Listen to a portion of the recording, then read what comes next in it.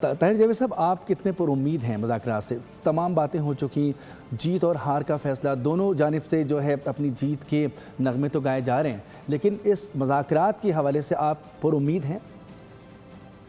देखिए, पहली बात तो ये हमें क्लियर करनी चाहिए कि अगर नहीं ये जो मुज़ाकरात हो रहे हैं, ये मुज़ाकरात होना जो है ये सबकी जीत है। दोनों ईरान की भी है, यूएस की भी और पाकिस्तान की भी है और हर उस कंट्री की जो पीस की तरफ जाना चाहता है। तो इसमें ये नहीं हो सकता कि किसी की हार होगी इस कन्वर्सेशन के अंदर। इस अच्छा, अब एज फार एज नेगोशिएशन और काम के बाद हम आया उस जगह पे पहुंच जाएंगे जहां पे everybody will be agreed and we walk out with a piece of paper that will stop all of fights.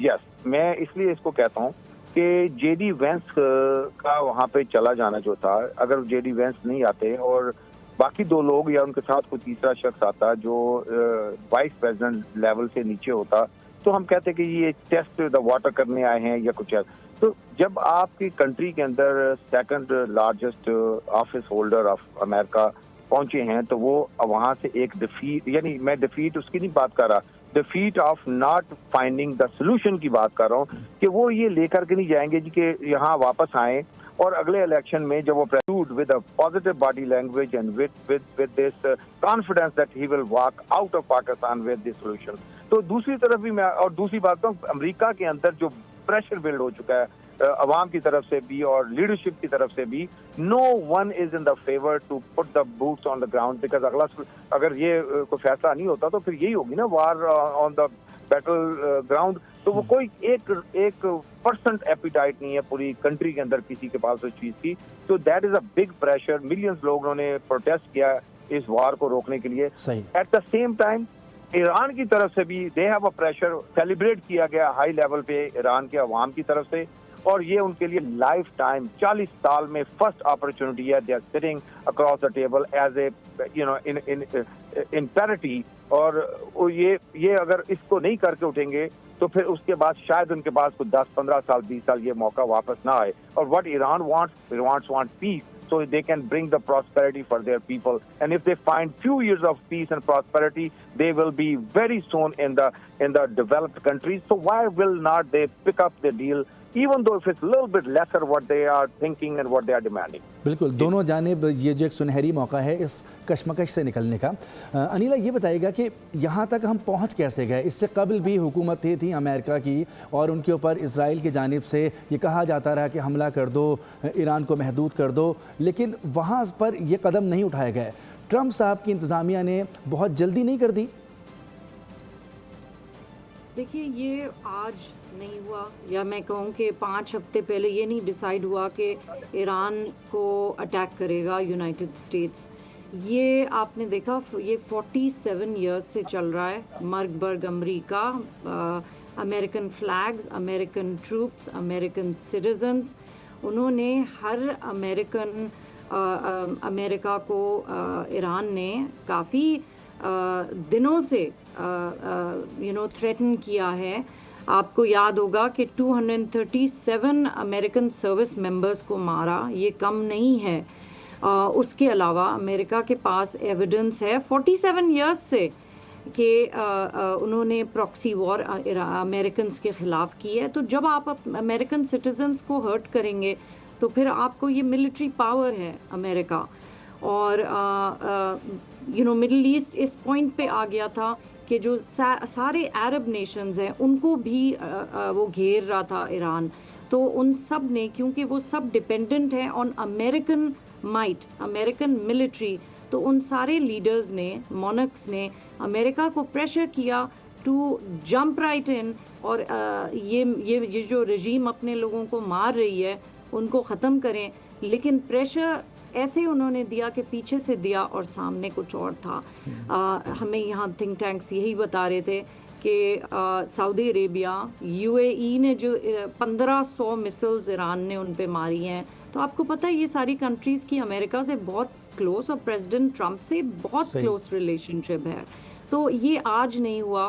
47 years से जो एक खेल खेल रहा था ईरान, वो ख़त्म हुआ और अब लगता है कि वो एक सिंसियर पर्पस के साथ आए हैं, क्योंकि उनको पता है कि उनकी इकोनॉमी तो वॉर से पहले ख़त्म हो गई थी, जिसकी वजह से उनके लोग सड़कों पे आ गए थे। मर्चेंट्स पहली दफ़ा आए थे और लोग तो वैसे भी सोशली तो वो अपने रिफॉर्म्स चाह रहे थे, लेकिन जब उनके मर्चेंट्स जो कि उनके सपोर्ट करते थे आए हैं और उनकी रियाल बिल्कुल ही ज़ीरो वर्थलेस हो गई, तब ये सारे ट्रबल शुरू हुआ। और देखिए स्ट्रेट ऑफ हॉर्मोज और international trade, America is has allies there, it's in America's interest to ensure कि वो स्ट्रेट ऑफ हॉर्मोज को ईरान ने बीच में डाल दिया।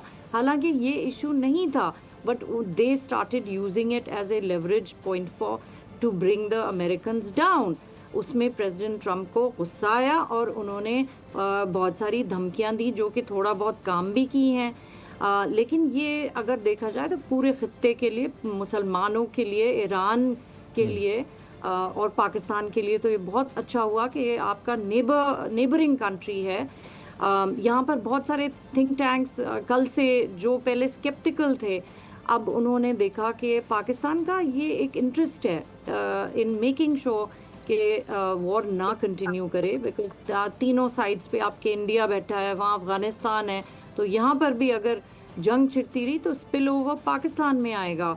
तो ये अब जो थिंक टैंक्स हैं उनको समझ आ रही है प्रेसिडेंट ट्रंप की wisdom in bringing Pakistan in as a mediator, क्या कहें, एक facilitator and as a neutral player वो उनकी चाइना से भी पाकिस्तान की रिलेशनशिप अच्छी है और ईरान भी उनके नेबरली ब्रदरली हैं और सारे अरब ममालिक भी उनको ट्रस्ट करते हैं। तो ये जो लोग कह रहे हैं कि सिर्फ ट्रंप की रिलेशनशिप थी पाकिस्तान, नहीं, पाकिस्तान ने अपना जो डिप्लोमेटिक और स्ट्रेटेजिक वैल्यू है वो बढ़ाई है दुनिया में, इंडिया को हराया, जिसकी वजह से पूरी दुनिया में पाकिस्तान का एक नया स्टैचर आ गया है। ठीक, जावेद साहब, अब से कुछ देर पहले सदर ट्रंप ने गुफ्तगू की है और उन्होंने कहा है कि अमेरिका ने ईरान को मुकम्मल तौर पर शिकस्त दे दी है और ईरान की पूरी क़यादत को ख़त्म किया जा चुका है।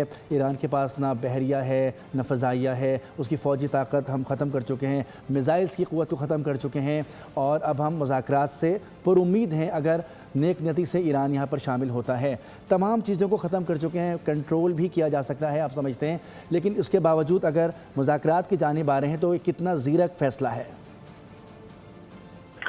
देखें, ये अपनी ही बातों में कॉन्फ्लिक्ट इनका होता है।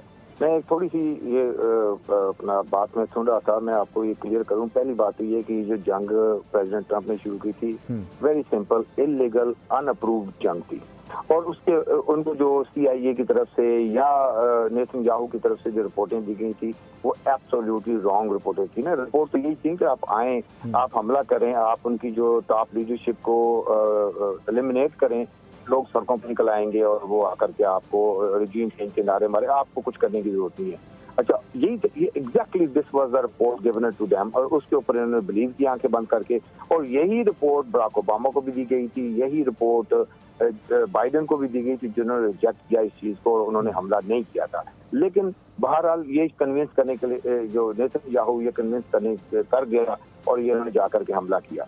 अच्छा, अब उसके बाद ये फिर जो स्टेट ऑफ हॉर्मज की बात थी, तो ये 50-60 साल से लोगों को पता है, यानी उनको भी पता है जिन्होंने जिंदगी में कभी यानी ये जो मैरी टाइम के अफेयर तक कुछ नहीं पता, जिनको वो भी समझते थे कि अगर कभी ईरान के अंदर वार शुरू की गई और हाई लेवल पे तो ईरान इसको बंद कर सकता है। तो प्रेसिडेंट ट्रंप को ये नहीं पता था, इनको पहले से ये पता होना चाहिए था। अगर नहीं पता था तो ये इनकी अपनी वीकनेस है।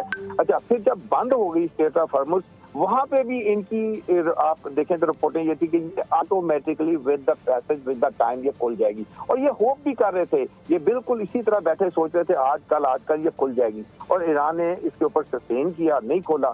तो एंड ऑफ द डे ये जो मज़ाकरात थे, देखिए आप मज़ाकरात में तभी आते हैं ना, मैं इसके ये नहीं कहता कि ईरान की विक्ट्री हो गई है, ईरान की भी अगर इतनी ज्यादा सॉलिड विक्ट्री होती तो वो भी टेबल पे नहीं आता। तो जब दोनों फ्रीकों ने ये चीज फिगर आउट कर ली कि there is no solution, the war के अंदर हम लिंगर ऑन करते हैं, वो ये ऐसी चलती रहती। यकीन करें ये आप 5 साल चलाते रहते, वो वहां से ये अपने $10,000 और अंडर प्राइस के ड्रोन बेचते और यहाँ से हम अपने $2 मिलियन के उसके इंटरसेप्टर को लगाते और जब इसका मैथमेटिक्स किया जाता तो आपको एंड पे पता चलता कि $1 के सामने हम बेसिकली $500,000 की इन्वेस्टमेंट कर रहे हैं। तो ये यानी मैथमेटिकली और इकोनॉमिकली ये वार जो थी वो बहुत ज्यादा, उसकी जो रेशियो थी स्पेंडिंग अमेरिका की बहुत ज्यादा थी। तो ये सारी चीजों को करने के बाद pressure day by day build होता चला गया। और फिर जब हाउस ने भी इनको एक महीने की परमिशन, जब इन्होंने इलीगल वार शुरू भी की ना, तो 1 महीने की हाउस से इनको किसी हद तक एक परमिशन मिल गई थी कि 1 महीने की फंडिंग। उसके बाद फंडिंग के ऊपर भी इनको वापस जाना पड़ता जाकर के मजीद पैसे जो इन्होंने डाले थे, जो अभी पता नहीं कितने $बिलियन की सेक्रेटरी ऑफ वार ने पैसा डाला जिसकी अप्रूवल ही नहीं आई। तो ये एक इतना यानी ट्रंप छेड़ के एक सरदर्द अपने साथ ले ली थी। और ऑब्वियसली ईरान के पास इतने रिसोर्सेज नहीं है कि वो भी इसको लंबा प्रोलॉन्ग करते। तो this was win win for both of them to sit down on the table and this was the right. अच्छा, अब यहाँ पे इन दोनों को टेबल पे लाने के लिए जो पाकिस्तान का रोल है, मैं क्लियरली आपको बताऊं कि हम लोग यहाँ से, मैं 35 साल से पाकिस्तान अमेरिका में हूँ और मैं देख रहा हूँ so many times I met with the foreign policy, जो head of the foreign policies and the committees of the foreign policies, मैंने अपने कानों से with Pakistani ambassadors बड़ी दफा सुना है कि ये पाकिस्तान के ने हमारे साथ प्रीवियसली इस जगह पे गलत बयानी की वहाँ पे। तो एक डेफिसिट था, एक ट्रस्ट था पाकिस्तान के ऊपर, जो हमने यानी आर्मी चीफ जो आसिम मनीर साहब के आने के बाद इनकी जब 1-on-1 डोनाल्ड ट्रंप के साथ रिएक्शन, इनका जो इंटरेक्शंस हुए,